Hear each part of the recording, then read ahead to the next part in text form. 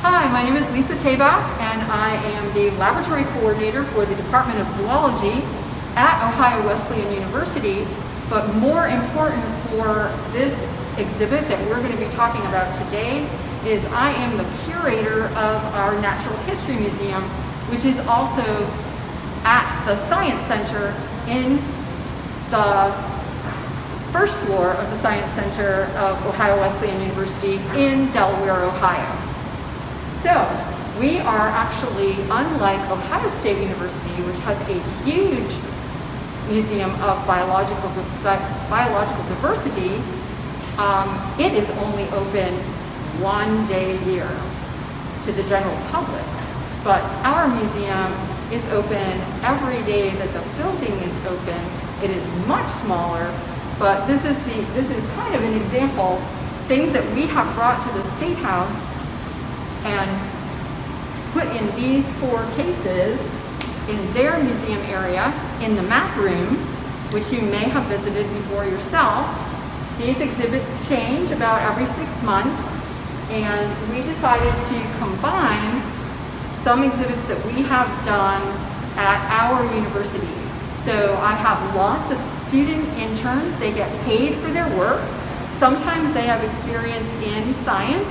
Other times, for example, last year, Amanda Hayes, who was interested in invasive species, we'll go talk about invasive species in a second, she actually was a history and pre-law major, and what she wants to do, she just got accepted to 2 law schools, one of which has a, believe it or not, museum law certificate program as part of their law school degree.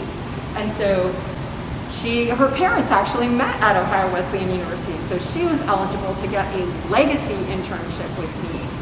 And so this exhibit that we are now bringing to you started with her idea that she wanted to do an exhibit on invasive species of plants, insects, and animals in Ohio. Okay, so in this case, we have the exhibit that, as I said, Amanda had the original idea. And these are some of the invasive species that you might find in Ohio. And we have the house sparrow. That's a female on the left, a male on the right. And we have a European starling on the right. Unfortunately, we didn't have a pretty mounted version of the starling. So these are called mounts, taxidermy mounts. And these are called bird study skins. And they are actually stored on their backs in drawers. And although most students never learn how to make a taxidermy mount, a lot of our students get paid to learn how to make this kind of mount, a study skin. We use these in both research and teaching. But today we're using them to show you 2 things. One is what happens when someone brings a bird from Europe just because it was mentioned in a Shakespearean play, and they thought that it would be great to have all the birds mentioned in Shakespeare in New York City in Central Park. And you know what happened with that. These are very common birds. I'm sure you've seen them all the time. Other things invade in different ways. Oh, let me go back. These are pests because they outcompete our native birds. And they actually kick native birds out of their nests. Sometimes they even kill the nestlings of other birds. So you may have heard of the Migratory Birds Treaty Act that protects migratory songbirds. House sparrows and European starlings are not protected by that law. Next, we have some insect pests. We have the spotted lanternfly, which just was found having crossed the border from Pennsylvania into Ohio. This pest feeds on all sorts of important agricultural crops, grapes, fruit trees, and hardwoods, and it also feeds on hops. And what are hops? Hops are one of the major ingredients in beer making. We do not want the spotted lanternfly to spread in Ohio. We can talk more about that later. We also have invasive mussels. These are called zebra mussels, and they were spread a different way, not deliberately, but by humans. They were first found in Russia, and if you have heard of ship's ballast, that is the water that's in the bottom of the ship to help keep the ship afloat. And when a ship goes across the ocean, gets rid of its merchandise that it's brought over from wherever, and then they don't need the ballast anymore, the ballast water can be released into the waters of the place where they delivered their merchandise, and out can come with that ballast water some invasive species. And these mussels are really, really great at filter feeding, and so they outcompete all of the filter feeding organisms that we have here in Lake Erie. And recent research has shown that they actually store potential human carcinogens such as PCBs in their tissues. And so we can get harmed by the zebra mussels as well, even though we don't eat the mussels ourselves. Then we have some invasive fish. These grass carp and silver carp might look pretty innocuous, but they're actually juvenile fish that can reach up to 99 pounds for the grass carp, 110 pounds for the silver carp. They were originally brought here to eat invasive plants, invasive aquatic plants, which are weeds. However, once they escaped into waterways where we didn't want them, they started eating the native plants, plants that we do want, plants that serve as nursery areas for other fish and for ducks and geese. And so they are a big problem right now, and we are trying to figure out how to solve that problem. So this is an example of where a fish brought in to solve one problem is causing a different problem. A weird thing about the silver carp is they can cause a damage of a different kind. Silver carp are jumpers. If they jump out of the water and into your boat, they can actually injure you. So we don't want the silver carp either. We have sea lampreys. I don't know, can you get your camera right at that sucker? They're invasive. They can kill up to 40 pounds of fish in their lifetimes. They're parasitic. They hoover onto the fish and suck with those mouth parts. We have lampreys here, but they're a little mountain brook lamprey, and they're not parasitic. Then we have the unusual story of the round goby. This is more complicated. It was also introduced to Lake Erie as a result of ship ballast water, but it has both a negative and a positive impact on our native species, because even though they can outcompete other small fish, they actually eat zebra mussels, but that's good. Then they consume other small fish, and that's bad. But there's the Lake Erie water snake, which used to be endangered until they found the gobies, and they started eating the gobies. And now the Lake Erie water snake is a conservation success story. All right, here we have the other part of the exhibit, which is about disappearing birds and concurrently disappearing insects. So we have a graduated student named Maura Meehan, who is now a graduate student at the College of William and Mary in Williamsburg, Virginia. And her idea was that we should have an exhibit at Ohio Wesleyan that talked about why birds are declining, or most bird species populations are declining. She had worked at the Cleveland Museum of Natural History one summer as an intern working for Lights Out Cleveland. You may have heard about Lights Out Columbus, which is a group that helps to prevent bird strikes.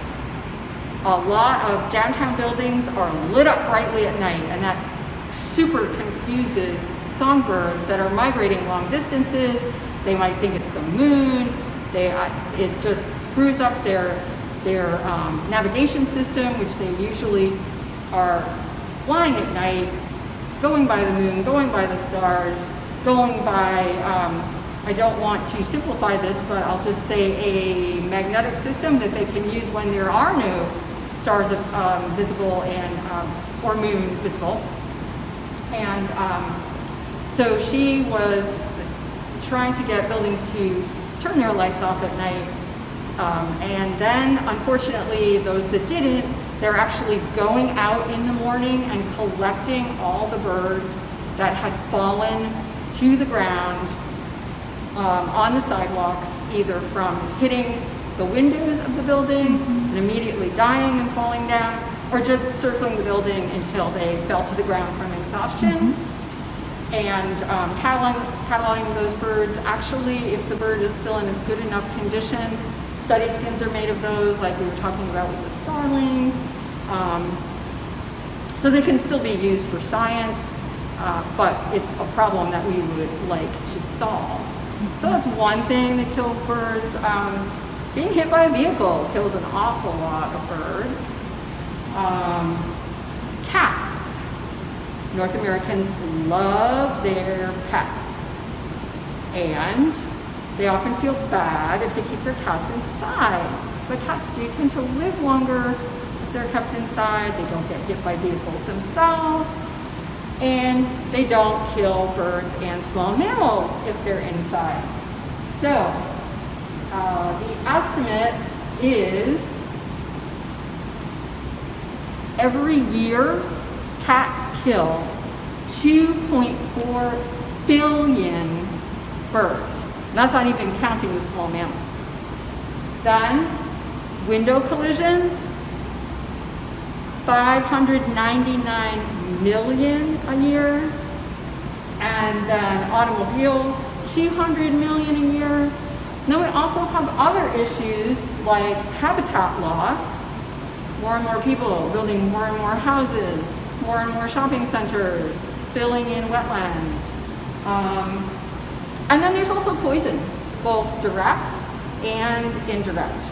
We had a beautiful hawk brought into the museum by the neighbor of one of our students' moms.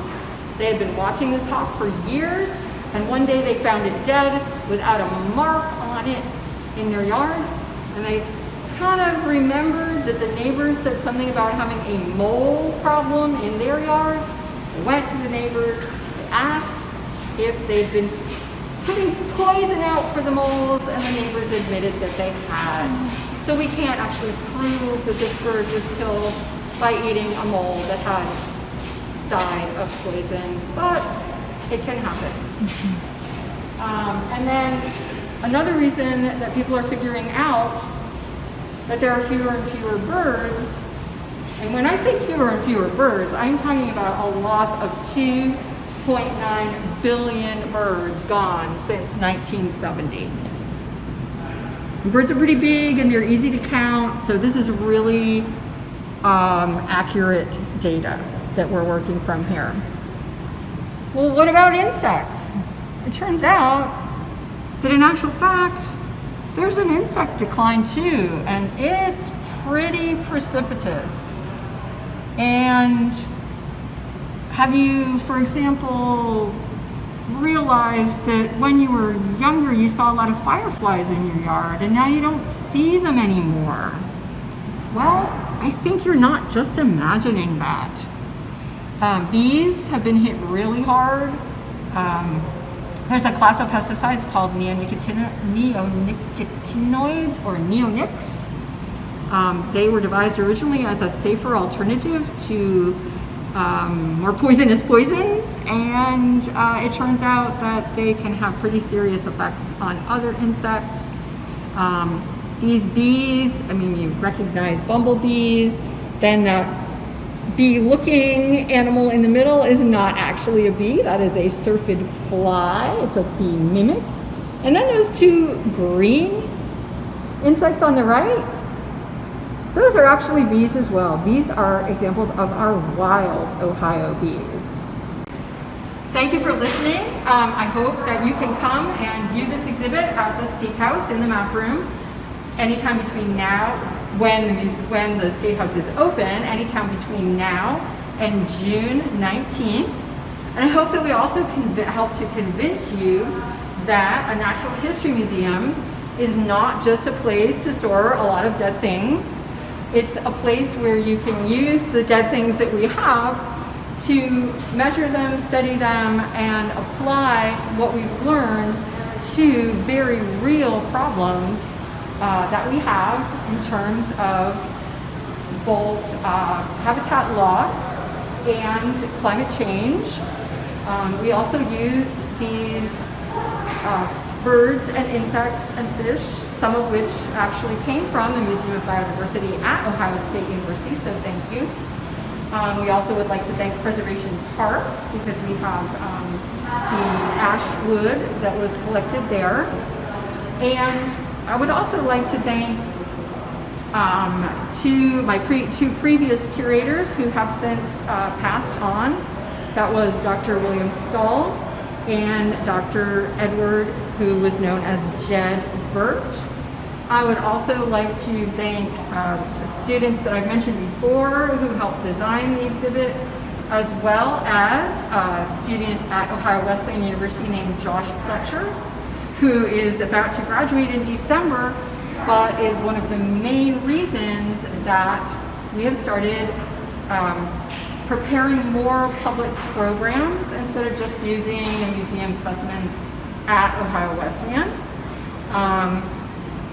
And the other students that I would like to thank are Miriam Gibbs, who is a senior at Ohio State, two first-year students at Ohio Wesleyan who just started working in the museum, Ali Amer and Lily Harriet.